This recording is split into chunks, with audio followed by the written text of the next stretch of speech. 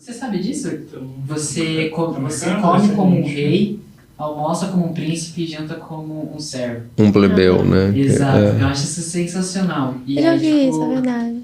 E aí o café da manhã, colonial japonês, belíssimo, mas sempre tem chá. Eu me identifico, Não, na China, você entra no ônibus, o motorista do ônibus tá com uma garrafinha de chá assim no chão, assim, é um negócio muito legal. Pode ir? Tá. Vamos lá. Você não faz isso. Mas é isso, gente. Vamos.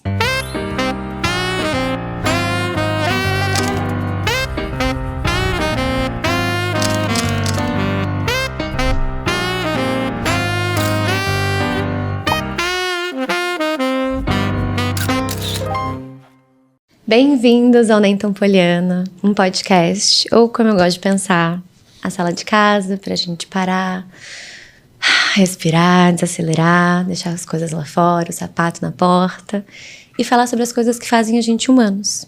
O que a gente pensa sobre o que a gente sente.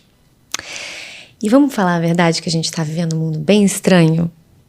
É liking story, é ghosting, é love bombing, é geração boomers, YZ, eu não sei. Até hoje eu não sei que geração eu sou, na verdade. Esses dias eu tava lendo um negócio que foi bem tocante, assim. Que esse ano a OMS declarou a solidão como uma pandemia mundial.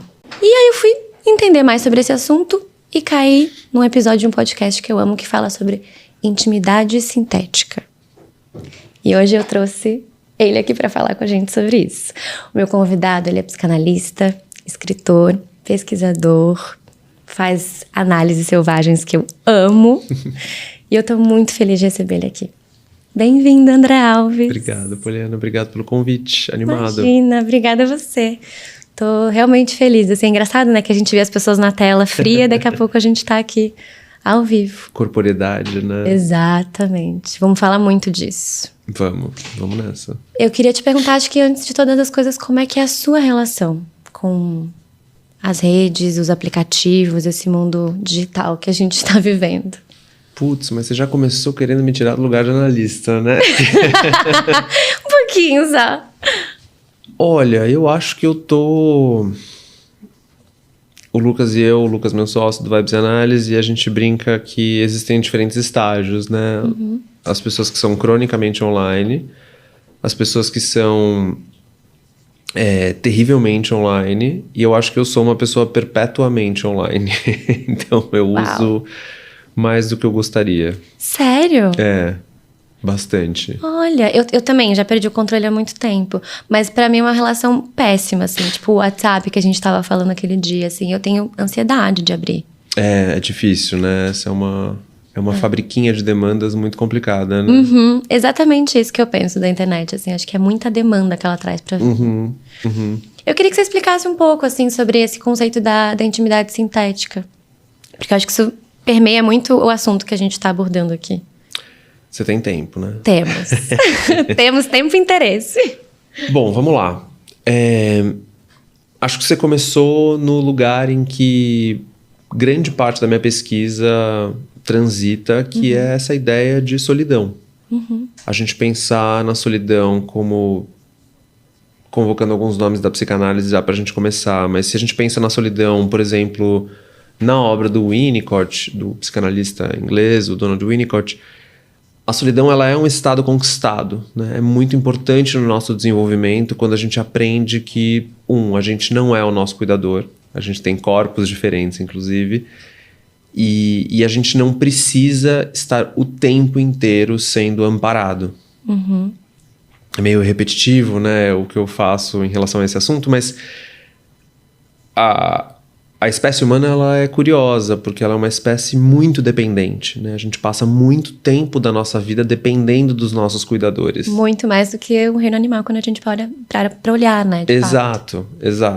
E, bom, isso produz vários efeitos em nós, a gente pode falar um pouco mais disso, né? Mas eu tenho a tese de que é muito raro que a gente supere o que isso provoca em nós, né? Essa sensação mesmo de assimetria nas relações. Por isso que eu adoro quando as pessoas falam assim, eu quero uma relação que a gente é igual, ou que a gente ama igual, que a gente faz igual, que assim, mas... Será que isso existe? Anjo. qual é a relação que nos formou, que ela é igualitária, né? A gente tem uma assimetria relacional fundante. Mas, voltando, é muito fundamental que a gente consiga construir o lugar da solidão. E aí vem toda aquela conversa, solidão e solitude, o que é uma solidão boa, o que não é uma solidão boa. A solidão boa é aquela que a gente consegue estar na nossa companhia, com todas as vozes da nossa cabeça, mas a gente minimamente chega num acordo. A solidão, quando ela é um pouco mais difícil, ela está exatamente num campo de uma insuficiência meio crônica. A gente não consegue a quantidade de relações ou a qualidade de relações que a gente precisa. Sendo um pouco mais direto, é quando a gente não tem a impressão ou a segurança de que a nossa dor e a nossa história importam para pessoas o suficiente. A gente não tem com quem partilhar isso. Tá. Onde é que dói, onde é que eu venço, onde é que eu gosto, e eu não consigo lugar para conseguir colocar isso. Esse é o nosso panorama, né? Sim. O Derek Thompson, do Atlantic, escreveu um texto muito bom esse ano sobre isso, né? Que ele chamou de século antissocial. Que é muito bom, né? Numa geração com tantas redes sociais, a gente ser exatamente antissocial. Aí é que pra mim tá a virada. A gente foi trocando nos últimos 30 anos a ideia de relação por uma ideia de conexão. Que é, a gente acreditou e nos foi prometido isso. Eu acreditei, acho que você também. Mas que Todo mundo. a gente estaria nesse experimento de uma aldeia global, o maior experimento coletivo da história da humanidade. A gente nunca teve 5 bilhões de pessoas conectadas dentro do mesmo dispositivo midiático. Isso é novo, né? Isso é único. Isso a gente nunca experimentou antes. E a gente acreditou na hipótese de que a gente estaria todo mundo em contato. Qual que é a realidade, na minha visão, disso? Não, a gente está todo mundo em contato, mas mediado por esse grande outro tecnológico que são as plataformas. Sim. Então, a gente sempre acha que, por exemplo, quando a gente se fala no WhatsApp, que a gente estava conversando eu e você. Não, a gente estava conversando eu com uma entidade tecnológica que eu não sei qual é, e ela estava te repassando. A gente não sabe qual é o nível de ruído ou de distorção que ela promove, sendo um pouco paranoico. Sim. Mas nisso a gente se colocou em conexão, né? E foi topando essa forma muito mediada de interação. E eu não acho que a gente é uma espécie tão burra a ponto de achar que uma coisa substitui a outra. Mas a gente é uma espécie, né? O Freud sempre falava de um jeito muito interessante, como o psiquismo é esse negócio muito dinâmico em que a gente está o tempo inteiro fazendo uma conta de quanto prazer e quanto desprazer as coisas me dão. E aí o que a gente foi aprendendo é que esse negócio é suficientemente bom, né? Ou suficientemente satisfatório. Então dá pra eu ir levando a vida assim. Pílulazinhas de serotonina, né? Adoraria ver a minha família todos os dias, não dá, manda uma mensagem que é isso aí que vai dar mesmo, né? Isso cumpre uma função, tem um papel. Por um lado é maravilhoso, né? Que é, olha, sei lá, quem mora em Berlim e eu consigo falar com essa pessoa. Sei lá, quem mora em Recife e eu consigo falar com essa pessoa. Agora, por um outro lado, a gente vai ficando um pouco dependente dessa história, né? Porque o que a gente sabe é que está meio programado para isso, para a gente não parar de estar nesse lugar. O que se constrói aí? Uma forma sintética de intimidade, né? Esse espaço, essa zona estranha em que a gente pode contar um pro outro o que a gente sente, no que a gente acredita, onde é que dói, o que a gente achou do meme da semana. Esse lugar que a gente cria, ele se torna um pouco sintético, porque a gente vai se acostumando a formas insuficientemente boas de conexão e de relação. Faz sentido? Total. E meio falso até em algum nível, porque quando eu escutei o episódio, eu fiquei pensando muito nesses momentos que a gente tem de conhecer uma pessoa e de confrontos, que eu acho que é o principal, porque eu acho que hoje as pessoas elas estão realmente preferindo os textões, né? Em vez de sentar e conversar, porque isso não tem um espaço de tempo de maturar o que você vai falar e da emoção passar. Então, a gente fica numa coisa meio polida demais, passa por muito filtro e acaba que talvez não tenha tanta intimidade mesmo, né? Não tenha tanta verdade. Eu sempre penso nesse lugar do confronto mesmo, quanto que a gente tá ficando até um pouco medroso, talvez, não sei. É legal isso, porque na clínica de casais isso é sempre muito forte, né? No meu trabalho eu fico bastante espantado com isso. Que é quando que a gente substituiu ou trocou a ideia de o conflito como uma chance, uma oportunidade pra gente fazer algum tipo de transformação relacional e psíquica e até... É aquela coisa, né? Às vezes a gente precisa descarregar em alguém. Né? Então o conflito ele tem um poder muito grande. Ele cumpre uma função relacional. Mas em algum momento a gente passou desse lugar para o lugar de um temor, e aí por isso que eu falei da clínica de casais, ou a gente vai para uma espécie estranha de prazer nisso. Em provocar algum tipo de conflito, em provocar algum tipo de desligamento mesmo, através dessa fricção que a gente gera. Né? E aí sabe quando a gente fala assim, esse relacionamento é tóxico. O que é intoxicante? É exatamente a forma como o conflito provavelmente está colocado dentro dessa relação. Não pode ter cala a boca, agressividade, violência, enfim, aí vai se montando um ambiente que ele é intoxicante para os sujeitos, e não necessariamente acolhedor, amparador, enfim. Mas dá pra gente pensar que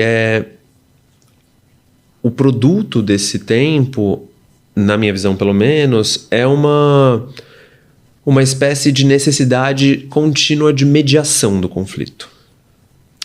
Desenvolve um pouco mais isso. Pra ver se eu entendi. Sabe que o Lucas e eu, a gente tá fazendo um estudo vasto sobre a relação das pessoas com dates, com aplicativos. Esse é... Isso dá pra falar horas, né? A gente volta aqui de novo, a gente fala. Porque as pessoas estão transando menos, né? E se conectando mais, assim. É uma conta que eu nunca consigo fechar.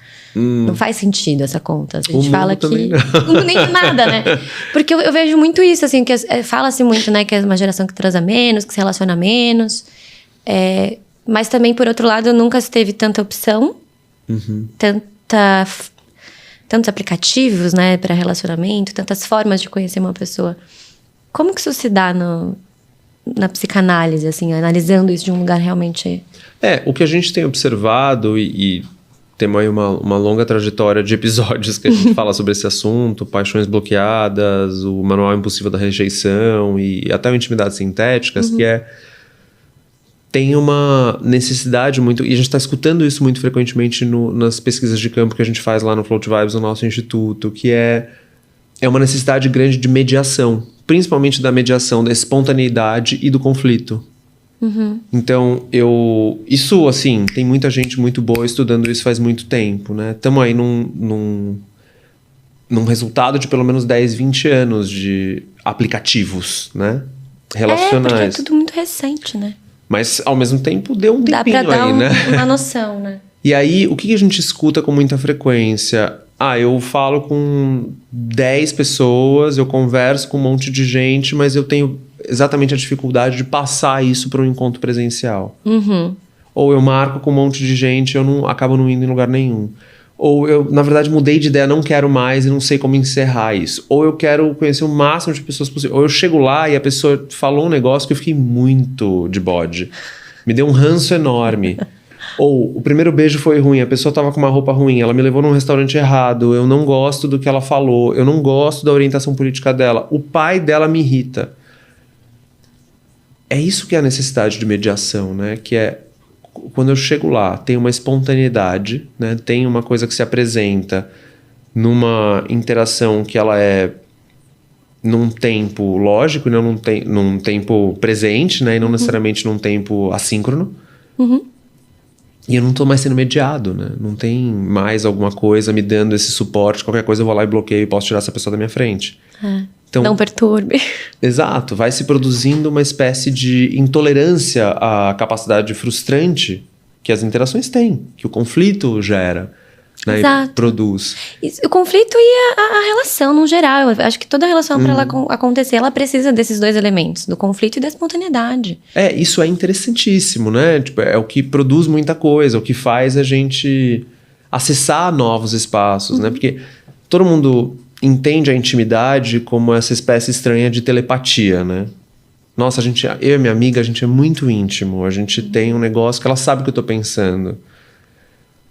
Isso é outra coisa. Isso é uma relação bem funcional. Mas a intimidade, eu penso, é quando a gente consegue, dentro de uma relação, um espaço em que o desconhecido em mim tem algum tipo de ambiente para poder se manifestar, assim como o desconhecido em você.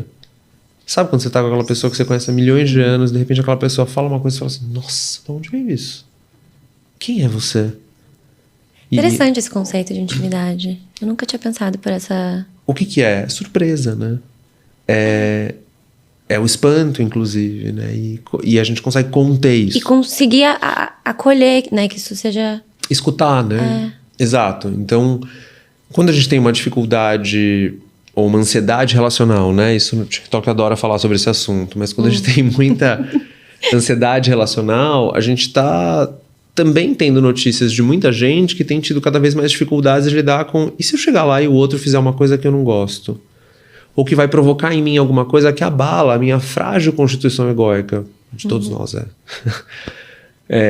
E se eu não souber muito bem o que falar? E se eu não gostar do que está acontecendo ali? Então é um pouco temerosa, né?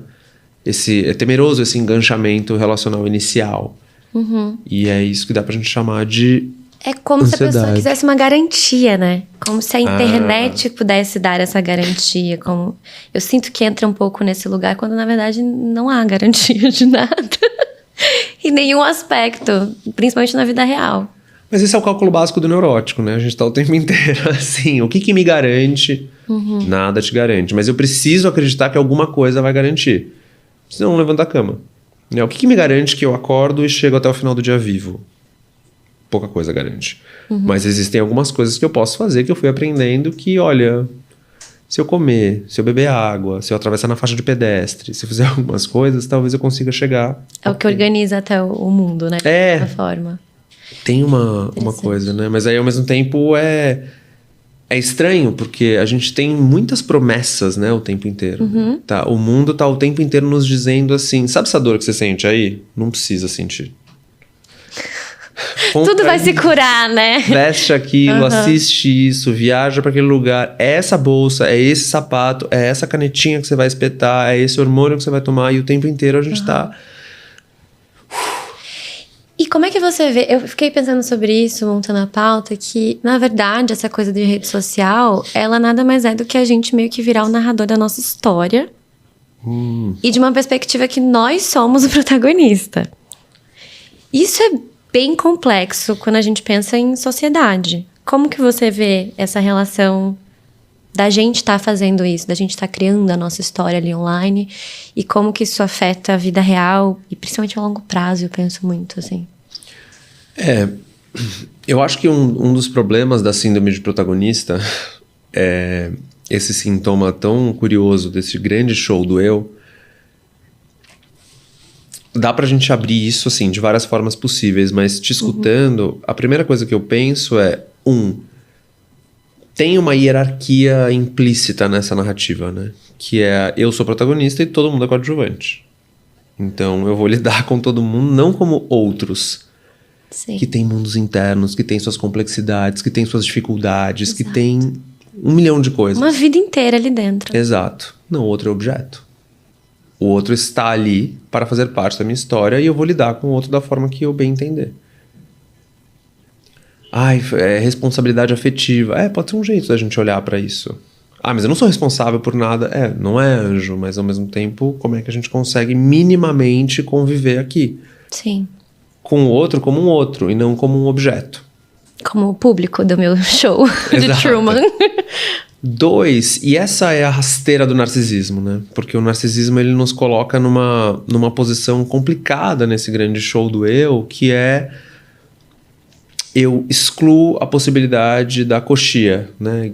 O Guy Debord, né? O Everett Rogers, a performance do eu no no cotidiano, a gente precisa sustentar a performance, mas a gente também precisa de um lugar em que a gente desmonta. Você abriu falando, né? A gente tá na sala de casa, a gente vai tirar o sapato. Eu entrei de sapato, você me desculpa. Imagina. Mas a gente tira o sapato e a gente consegue, né, relaxar. Sim. Atingir um estado menos excitado ou menos produzido. Sim. Mas é estranha essa história de que todo mundo, não todo mundo, mas uma grande parte das pessoas passa a se comportar como cam boys e cam girls. Né? Tem sempre alguma coisa me assistindo, tem sempre alguém interessado em ver a performance que eu tenho para oferecer, Sim. que some o espaço do desconhecido, da intimidade que a gente estava falando antes, né? Então, esquisito, né? Porque aí a gente não consegue ter esse lugar em que a gente desmonta esse grande coliseu de pessoas nos assistindo, em tese, né? Teoricamente. E acho que tem um outro ponto que conecta bastante com essa história dos dates que a gente começou a falar, que vai se rebaixando a nossa capacidade de tolerar a diferença. Sim. Eu vi também que você fez um episódio sobre isso. E eu achei isso muito interessante, porque eu sinto que parece que a gente tá conhecendo a pessoa ali no online e tal, e parece realmente que é tipo uma entrevista de emprego, às vezes, né? Um pouco assim, tipo, você tá ali tentando entender se aquela pessoa é boa pra você, não. Mas onde tem realmente espaço pra criar uma relação? Porque eu acho que a relação, né, ela se constrói no lugar de você tirar a máscara, na verdade. Eu acho que a conexão, né, o momento que conecta as pessoas, eu me sinto muito nesse lugar de que é quando que cai aquela máscara, a gente tem um momento de vulnerabilidade. A pessoa fala, putz, realmente tá foda ultimamente, tá uma correria. É aí que você começa a humanizar aquela relação e que eu acho que fica interessante. Mas eu acho que da forma que a gente tá construindo isso hoje, tem cada vez menos espaço pra isso acontecer. A gente tá ficando mais intolerante mesmo, né? Com os desagrados que o outro pode acontecer. Como se todo mundo fosse... Eu sinto que é isso. Parece que a gente tá construindo outras formas dessa narrativa romântica que a gente teve da Disney, né? Porque daí a gente acreditou no príncipe, naquela coisa toda. Aí agora a gente é uma geração que a gente fala sobre relacionamentos abertos e sobre outras coisas. Mas no fim do dia, a gente ainda tá romantizando que uma relação, ela pode ser de igual para igual. Ela pode ser ideal. Quando, na verdade, isso não existe, né? É que é difícil abrir mão disso, né? Não é pouca coisa quando a gente desiste da sagrada posição magnífica de ser o eu ideal. De ser aquela pessoa que sabe tudo, que pode tudo, que consegue tudo e que é um instrumento fundamental de satisfação de qualquer outro. A gente acredita nisso em algum momento da nossa vida. Tem gente que acredita até hoje. E aí... Tem gente que vai acreditar pra sempre, né? Não sei se pra sempre, né? Vai chegar uma hora que o mundo vai se impor. Eu queria muito escutar a sua visão, assim, como é que você acha que o mundo vai se desenvolver do jeito que as coisas estão? Ixi, putz, essa é difícil, assim, hein? Essa geralmente deixam pro final, Poliana. Né? Pra não ficar muito down já. Mas eu tava pensando sobre isso por conta das pessoas fazendo terapia com ChatGPT, tirando tarô com ChatGPT. Pra onde isso vai? Assim, eu fico assustada mesmo. Então, aí eu tenho sido bem vocal sobre esse assunto, porque eu vou te confessar que eu ando meio assustado mesmo com a velocidade das coisas, né? Principalmente a troca que a gente tá fazendo e uma sensação que fica um retrogosto pra mim, pelo menos de... Mas a gente não aprendeu nada com as mídias sociais? Sim. Porque se eu tava falando das mídias sociais... Porque, vamos lá, tanto a internet, quanto as mídias sociais, quanto a inteligência artificial... São tecnologias muito fascinantes, né? E que o Caligares falava isso sempre, né? Assim, não me interessa voltar para uma paisagem midiática dos anos 50 ou na Idade Média. Não me interessa. Mas, ao mesmo tempo, entre isso e o que a gente tem, tem um canyon aí pra gente resolver, né? Ou pensar em outras possibilidades. Se a gente estava falando de mídias sociais e o produto desse tempo ser essa espécie de gramática relacional mediada ou midiada, né? Midiática. O que eu acho que está acontecendo, do jeito que a gente está usando a inteligência artificial nessa posição do assistente, ainda nesse breve intervalo de tempo que a gente ainda não está diante de uma IA autônoma, agente, alien, né, como o pessoal lá do Silício fala, é uma IA que existe para nos assistir. E aí conecta muito bem com o que você estava falando sobre síndrome de protagonismo, né? Porque pensa, olha que ideia maravilhosa, totalmente delirante, mas maravilhosa. Tem alguém disponível para mim o tempo inteiro e que sempre me garante o nível de excitação do começo de uma conversa. Você pode interagir 3 horas com essa ferramenta. Tem estudos, né, de que tem um fator estressor, né, na máquina, que é muito curioso. Sério? A máquina se estressa? É, quando a gente apresenta determinados assuntos, é bem curioso, né? Eu tô bem metido nos estudos bem esquisitos, né? Nossa, deve ser assustador ficar vendo isso. Eu acho curioso, mas o uso que as pessoas têm Deus. feito me preocupa um pouco, porque é muito nítido pra mim, Poliana, o que tá... E talvez eu esteja redondamente errado, ridiculamente paranoico. Tomara que eu seja o errado nessa história. Eu abro mão da razão por um pouco de saúde mental. Mas o que eu enxergo acontecendo é essa dependência mesmo se construindo, em que eu vou o tempo inteiro precisar desse tipo de validação assistida, confirmatória, um viés confirmatório muito impressionante, né? Muito pautado pela repetição e pela contenção. Acalma. E aí as pessoas dizem, mas pode ajudar num diagnóstico, pode ajudar. Tem vários fatores que pode ajudar, mas não é desse jeito que a gente está vendo. O que eu ia dizer que nitidamente para mim está acontecendo é... Bom, a gente passou 10, 15, 20 anos em que a nossa libido de eu foi minerada por um setor da economia, né? Talvez o mais poderoso da história da humanidade. Né? Estamos aí tomando tarifa de 50% porque as big techs não gostam do juiz. Enfim, confusão, né? É um cenário apocalíptico mesmo, né? É esquisito, né? Como você falou no começo. E aí, nesse contexto, peraí. Então, foi esse tempo todo minerando a nossa libido de eu. Nos dizendo como a gente tinha que ser, ou entendendo os lugares onde estava esquisito e a gente não conseguia muito bem compreender ou tolerar, e aí devolvendo pra gente o produto, a propaganda, o serviço que você tem que comprar para poder suturar esse negócio. E a gente vê, nossa, onde é que o bicho pegou? Pegou nos adolescentes, né? Pegou nas crianças. Que é o que eu mais penso, que mais me preocupa em algum nível, assim, porque eu cresci no conceito de banda larga ainda, sabe? Eu tem um episódio que eu falo isso. Eu cresci com a ideia de que a internet a gente entrava e a gente saía. Hoje a gente não consegue mais sair da internet. Perpetuamente, né? Não tem mais essa opção. É melhor, né? Que é quem tem o direito de estar fora. Quem consegue, porque também é um privilégio, né? Você não estar ali. E aí, pra onde é que a gente tá indo, né? Então, eu já falei isso algumas vezes, desculpa se eu estiver repetindo, mas quando o Zuckerberg diz o americano médio tem 3 amigos, gostaria de ter 15, eu vou fechar o gap. O que ele está nos anunciando? Algo que ele diz, o Sam Altman diz, o Elon Musk diz, todos eles, do panteão.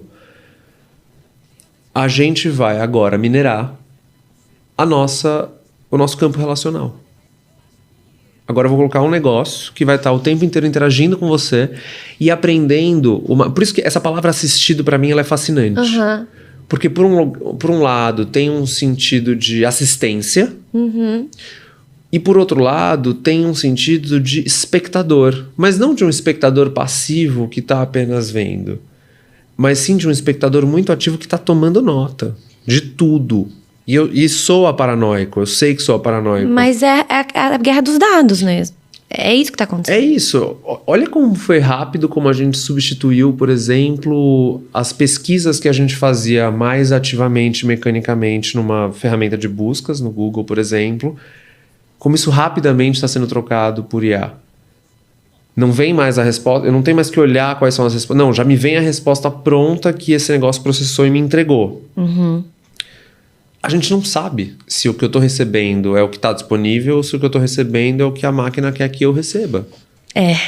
Então, é muito difícil a gente não operar no campo da paranoia nesse sentido, né? Porque é uma grande caixa preta, é um grande laboratório cognitivo a céu aberto, em que a gente não faz a menor ideia de como funciona. Isso tem um impacto relacional, né? Quando na minha clínica chega todo dia, eu não tô brincando, né? Os meus colegas, né, nas supervisões, nos seminários clínicos falam assim, mas como assim, né? Como você atrai, né? Eu falo, mas acho que é um assunto que talvez, bom, sei lá, talvez esteja chegando mais mesmo para mim, mas eu usei o ChatGPT para escrever a resposta que eu vou dar para o meu chefe. Eu usei o ChatGPT para poder me dizer o que eu vou dizer para minha namorada hoje à noite. Eu usei o Gemini para poder terminar com não sei quem. Eu usei a outra ferramenta para conseguir um date. Eu não sei o que. Meu Deus. É nessa direção que a gente está indo. É um uso muito dependente.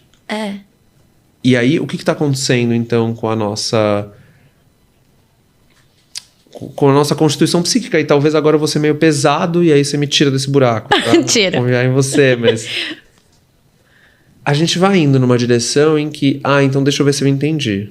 Então, a imagem que eu tenho de mim mesmo já foi totalmente colonizada por esse setor da economia. E agora, a minha capacidade de me relacionar também vai passar por esse processo ou está passando por esse processo. Mas é ótimo, pessoas que, por exemplo, não têm cuidado, né? É ótimo para as crianças, é ótimo para os mais velhos. E realmente eu não posso tirar das pessoas... os neurodivergentes. Eu concordo. Tem efeitos práticos muito interessantes. É um assunto muito complexo. Mas a gente não pode usar isso como um artifício ótimo para não regulamento e a gente segue sem saber como funciona. Esse é o ponto que eu acho que eu queria entrar, assim, que é justamente a questão de regulamentação. E isso que você fala de que é um laboratório de... Como é que é?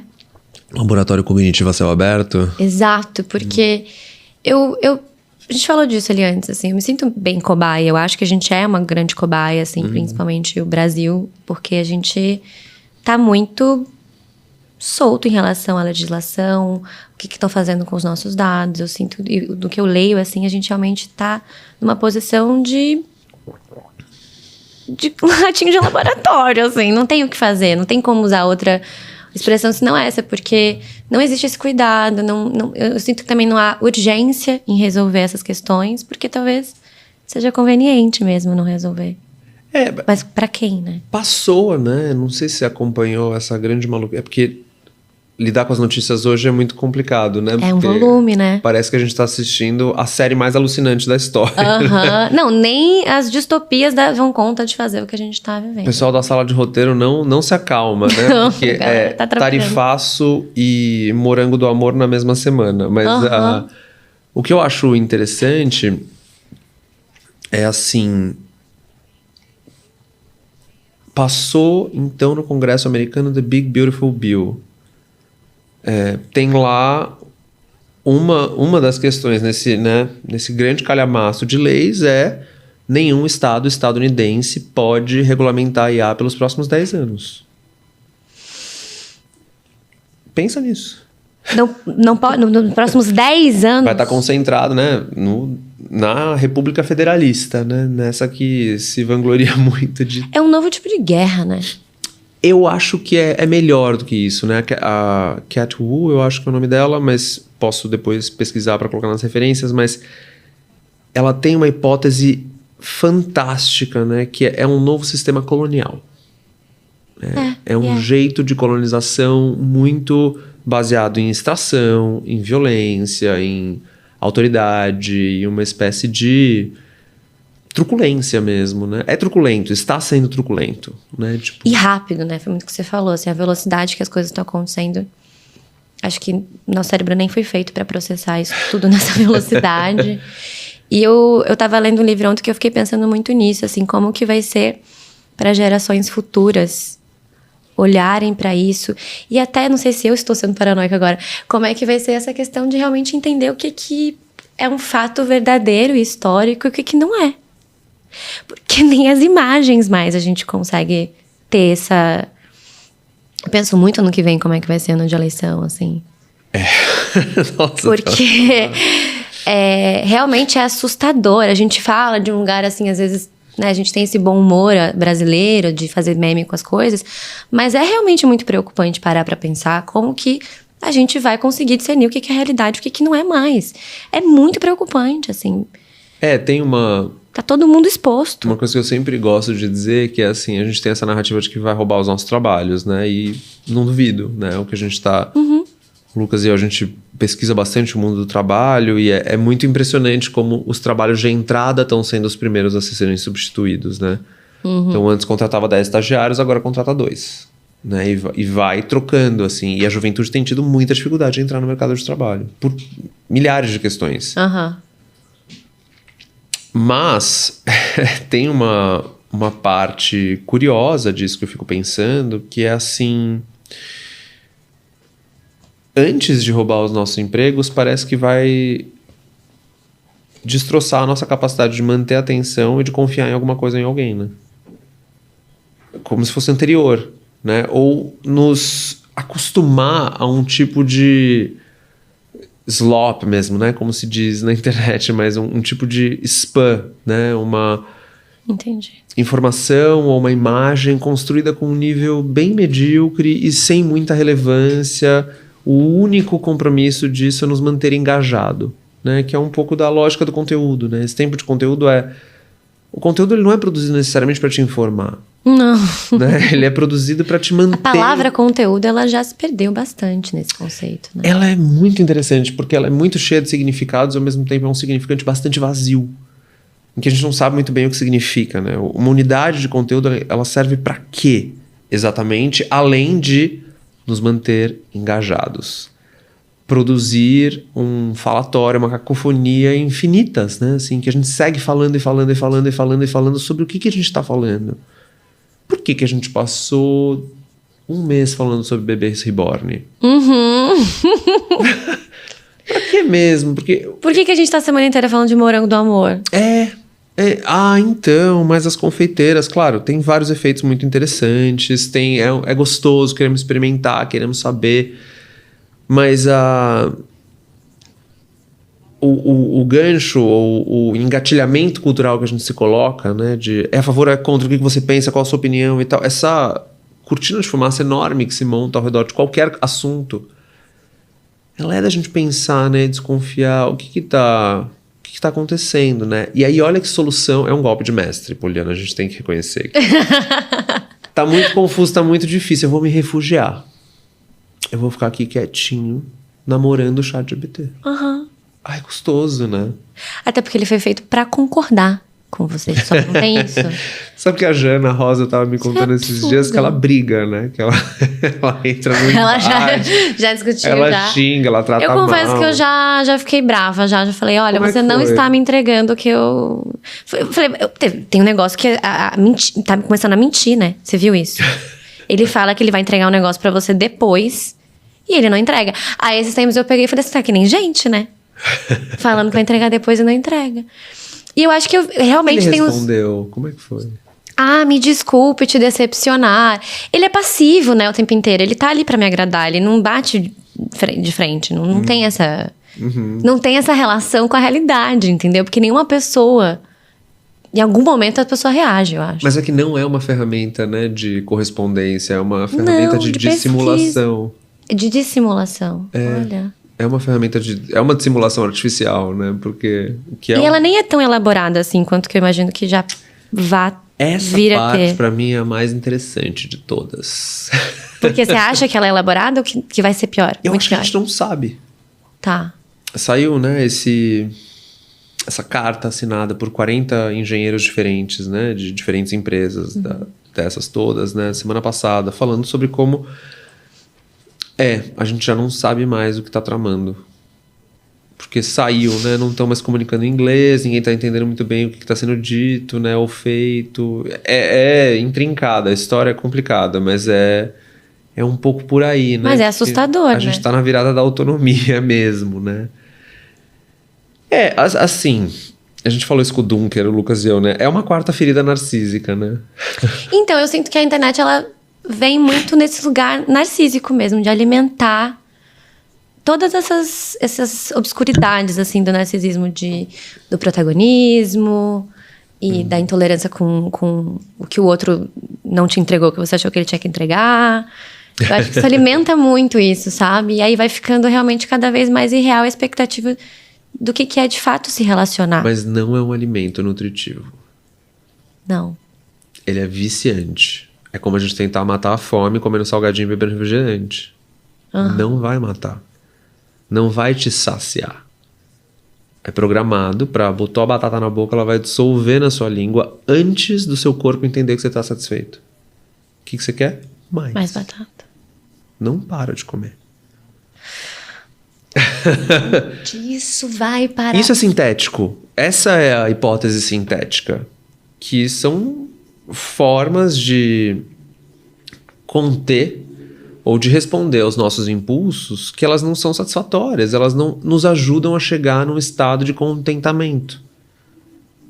Quando que já chega? Tá bom. Sabe, as crianças é interessantíssimo, né? Eu tenho muitas amigas, mães, né, que elas falam assim, como é que estão as crianças? Estão lá com o craquinho. E aí eu falo, o quê? Que é o iPad. Eu acho isso criminoso. Eu entendo em algum nível, porque eu não tenho filho. Exato. Mas assim... Exato, mas é que assim... Pro cérebro de uma criança formando... O jovem é a esponja do mundo, Poliana. Tipo, pega o que tá acontecendo e potencializa. Né? É difícil, olha quantas coisas estão bom, para falar do trabalho, né? Do terceiro turno, do quarto turno, da criação, da parentalidade, pega o iPad e vai assistir, pelo amor de Deus. Eu entendo. Me deixa em paz. Agora... É difícil essa negociação, né? Mas eu sempre me coloco, assim, num lugar diferente, assim, de, olha... Se é criminoso, não é dos pais o crime, pra mim. Não, é uma coisa muito acima de... Tá antes, tá num outro lugar, mas eu tô mais interessado na gente pensar nesse momento a insaciabilidade. Eu quero ver outro vídeo do Roblox. Eu quero que coloque outra história pra eu assistir. Eu não quero parar, eu não consigo parar. É muito gostoso. Porque é um cérebro que já vai se formando dentro desse cenário, coisa que a gente não teve. Acho que o contato com isso foi um pouco depois, assim. Dizem que a gente fecha com 21 anos, né? Mas ao mesmo tempo a gente tá tomando essas decisões, né? A gente tá... Não sei se estão conscientes, alguns mais, outros menos, assim. Claro, mas, sim... E eu acho muito engraçado essa história de que as pessoas falam assim, tenho pavor porque a IA vai roubar o meu trabalho. Mas a gente é que está substituindo. Essa substituição que as pessoas têm tanto medo das máquinas é o próprio ser humano que está fazendo. Não é uma máquina que está fazendo isso. É a gente. É uma história estranha essa, né? Que tá em curso mesmo, né? E é um pouco isso, ao mesmo tempo é muito conveniente, é muito divertido, é muito prático, é muito um monte de coisas. Então, pra mim, tá sempre colocado no lugar do o que é suficientemente bom. Porque eu não acredito que a maioria das pessoas que escrevam um e-mail, uma tese, um livro ou qualquer coisa usando essas ferramentas, acham, não, agora ficou realmente muito melhor do que se eu sentasse e gastasse o triplo de horas fazendo esse negócio. Mas tá bom. É suficientemente bom. E esse é o slop, né? Assim, é o slopismo, né? Que vai colocando a gente numa mentalidade de uma mediocridade generalizada. Beleza, vambora. É isso que dá. Não tem tempo. E aí, gente, haja Labubu, né? Eu tenho pavor de Labubu. É muito doida essa lógica, porque ela é capitalista também, né? Em algumas séries. Ela é bastante, né? Eu acho que a gente tem muitas coisas pra falar e que você vai ter que voltar. Sinceramente. Tá bom, combinado. Bom, a gente vai agora encaminhar mais pra um finalzinho, que a gente tem umas brincadeirinhas. Nossa, pra gente também relaxar depois de tantas revelações difíceis. Eu realmente estou pensando em fazer um detox de algumas coisas depois, porque eu acho que eu tô meio cronicamente que você online. Pensou? Me conta. Eu acho que a gente tá muito passivo mesmo. Por mais consciente que eu esteja sobre algumas coisas, eu acho que entre a consciência e a ação, né, tem um caminho ali pra ser tomado. Porque a gente se informa muito, né? Hoje em dia tá fácil de alguma forma se informar. Mas agir sobre isso é uma outra... Já é uma outra camada. Eu acho que tem essa posição meio de... Talvez alguém que esteja escutando a nossa conversa sinta um pouco dessa... dessa impossibilidade generalizada, né? De que, meu Deus, essa narrativa do final do mundo, né? De tá tudo acabando. E aí eu tô finalmente respondendo a pergunta que você me fez. Sim! Eu não acho que tá tudo acabado, eu não acho que tá tudo perdido, eu não acho que a gente tá indefeso, eu não acho que a gente perdeu completamente nosso senso de agência. Eu acho que vai dar trabalho. E aí a gente vai ter que abrir mão de algumas coisas, de algumas conversas, de alguns confortos, de algumas conveniências pra gente poder ter a conversa séria.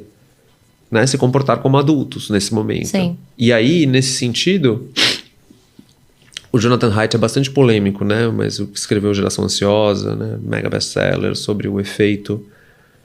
Alguns efeitos, né? Assim, das tecnologias de informação nos adolescentes, principalmente, né? Ele fala isso, o Haidt, né? Assim, a gente está diminuindo a capacidade de compreensão de texto, de elaboração de conta, de registro de fatos históricos. A gente está ficando meio burro num tempo que a máquina está ficando muito esperta, a gente precisa ficar bem ligado. Exato. Mas ele fala uma coisa bem interessante. Ele veio para o Brasil recentemente, eu fui assistir a palestra dele, e ele falou o seguinte, ele falou... Quando eu publico o meu livro, o país em que as pessoas mais rapidamente se mobilizaram e conseguiram pressionar as autoridades para mudar a legislação foi o movimento Desconecta no Brasil. Foram as mães brasileiras que foram lá, arregaçaram as mangas e falaram assim, não vai ficar assim. Pelo menos das escolas a gente vai tirar. Então, há uma capacidade de mobilização grande, né? Há uma possibilidade, mas dá trabalho. Não é fácil. E é necessário uma organização, né? Para começar. Mas é difícil a gente também dissociar a ideia de ação do campo discursivo.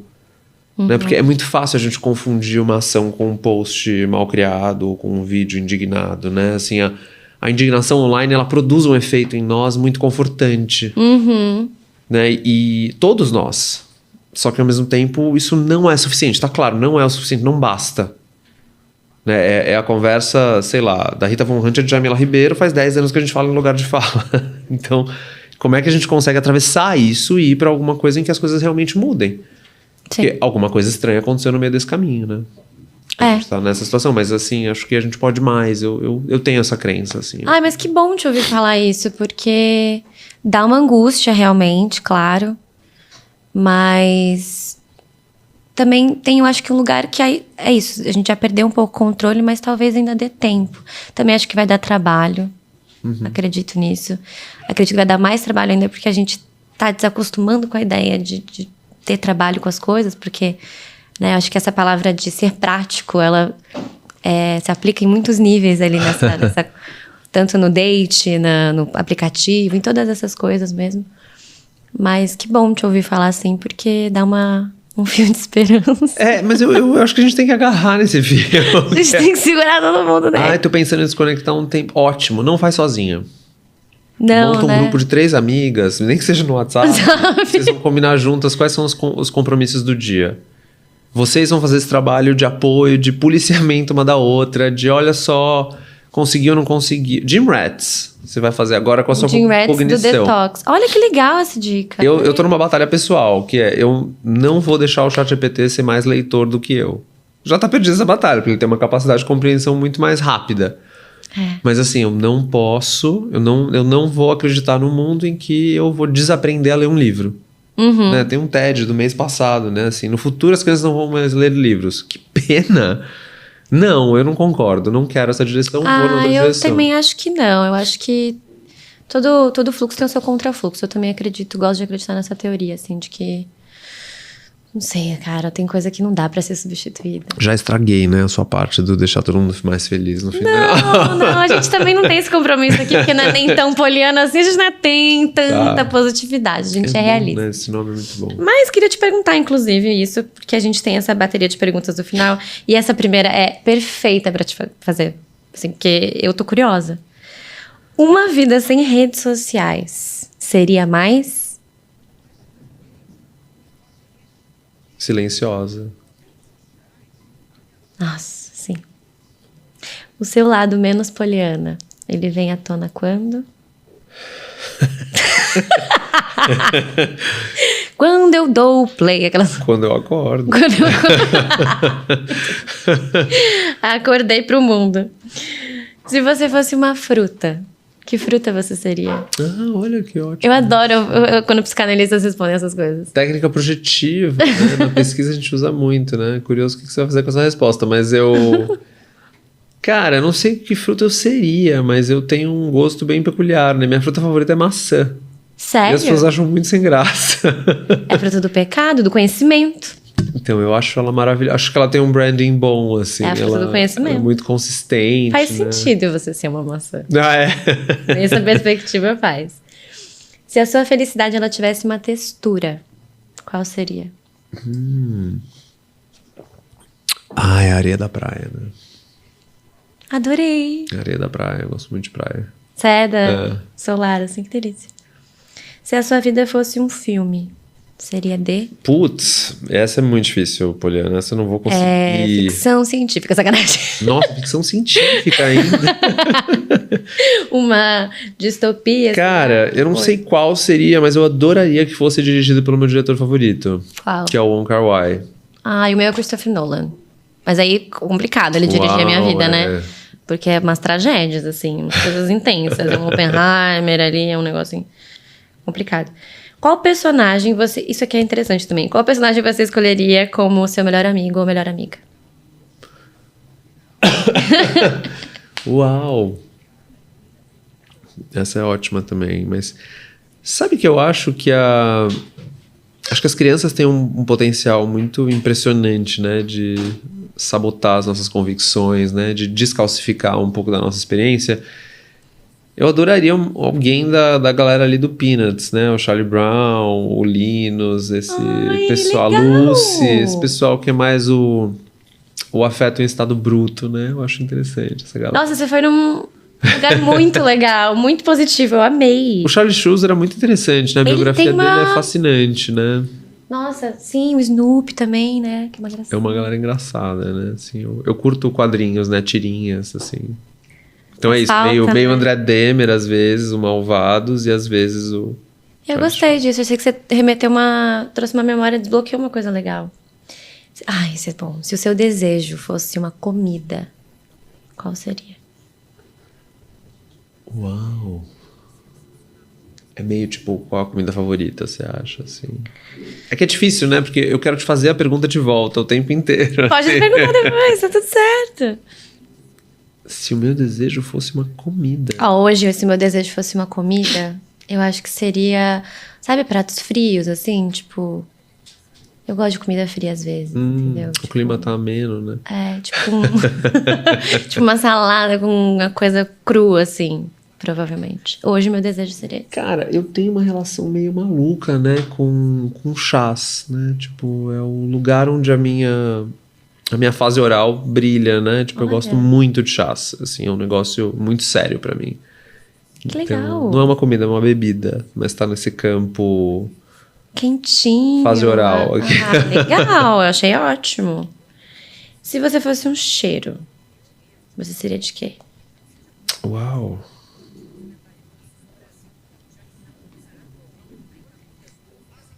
Nossa, tá aí. Esse achei bom, né? Esse. Eu imagino com um cheiro mais amadeirado, assim. Ah, é? Eu gosto dos cítricos, né? É? Tenho essa relação com... Eu gosto de coisas bastante cítricas. Então você acha que você seria um cheiro cítrico? Te dei uma matriz olfativa, vai. Eu não consigo te dar um cheiro. Tudo bem, a gente trabalha com isso. Qual era a profissão dos sonhos da sua criança? Nossa, eu queria ser biólogo. Sério? Eu também! Mas eu queria ser bióloga marinha. Era meu sonho. Tem essa mesmo. Eu achava que eu ia salvar as tartarugas. Imagina, eu ia estar muito frustrada. Eu era menos coletivo, eu acho, assim. Eu tava mais interessado, eu queria muito entender como funcionam os elefantes, né? Ai, que demais! Que é meu bicho favorito, né? Um negócio meio... Acho uma criatura dessas que a gente olha e fala assim... Cara, como é que a gente tá no mesmo mundo que esse esse negócio, esse acontecimento, assim, né? Eu, quando fui pra África, eu tive uma sensação muito assim. É mesmo? Como é que foi? Você viu? Eu vi girafa, vi... E o elefante mesmo selvagem, né? Ele é muito grande, é uma coisa muito grande, muito absurda. É monumental, É né? monumental. Assim, como é que pode? E eu falei, cara, realmente, eles dividem o planeta com a gente, não o contrário, porque é deles. É de um lugar de selvagem, de majestoso, de força, assim, que a gente é muito pequeno perto, assim. Tem um lance da memória, né, deles que eu acho muito interessante também, né? Eles não esquecem nada, isso é muito legal. Não sei se é muito legal, né? Na psicanálise, o esquecimento é uma ferramenta de sobrevivência. Sobrevivência. Né? Sabe, se a gente não esquece que o nosso primo deu uma mordida no nosso braço quando a gente tinha 5 anos, se a gente lembra disso pro resto da vida, não sei se a gente consegue no casamento do primo depois. Tá aí, né? Eu gostava de Tarzan, né? Eu sou lúdica com os elefantes. Olha só. Agora, eu vou te dar 2 opções e você escolhe uma delas. E a gente depois vai editar tudo, fazer uma poesia bonita. Mas é legal. Confia. Mas tenta, assim, ó, veio na cabeça, você joga. Multidão ou a sós? Tudo menos a sós na multidão. Adorei. Pisar na grama ou cheiro de chuva? Chuva. Intimidade ou aventura? Mas tem aventura maior do que a intimidade? Nossa, André, isso vai ser interessante. Mas tem? Muito bom. Certeza ou descoberta? Descoberta, sempre. Maturidade ou saudade?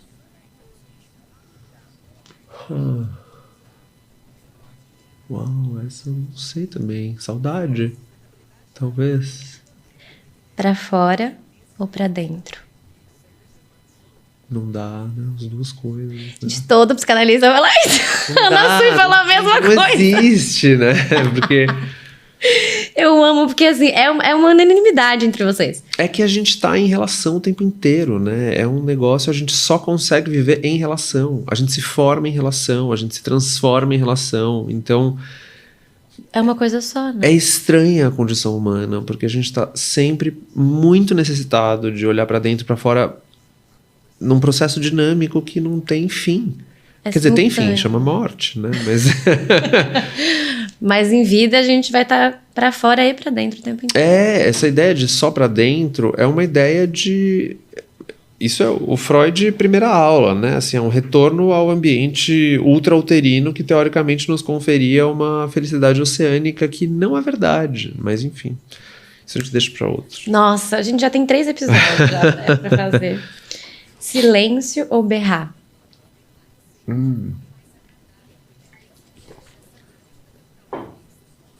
Depende, né? Depende do momento, mas acho que pode ser o silêncio, né? A gente pode pensar um pouco.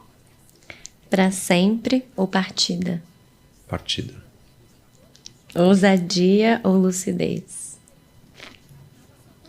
A lucidez é uma ousadia. Bom, a gente fez um episódio sobre como é ousada a constituição, ou é ousada a posição de não estar terrivelmente alienado, né? Eu já vi que isso aqui vai ser outra coisa. Cara, é que você se enfiou numa enrascada, Mas né? eu amei, Fazer eu pergunta adoro. Pra psicanalista é uma enrascada, assim, não dá. Mas é bom porque a gente não tem que responder tudo. Às vezes as perguntas certas respondem mais do que as respostas, sabe? Então, vai que tá ótimo. A Sontag falava isso, né? No Note on Camp, né? O grande texto que ela escreve sobre Camp. A Sontag fala que Camp, talvez eu esteja preenchendo, mas Camp é transformar exclamações em interrogações, né? E acho que o que é interessante nessa vida tem exatamente esse poder, que é o, se eu não me engano, é a linha que vem depois, que é Camp é arquear sobrancelhas, que é o que você acabou de fazer. Gente, sério, olha, eu tô amando, porque eu adoro ser analisada, pra mim não é um... Não, eu tô apaisana hoje. Tá apaisana, tô de boa. Assim, bem tranquilo. Mas pode analisar. Criar asas ou criar raízes? Raízes. Compartilhar ou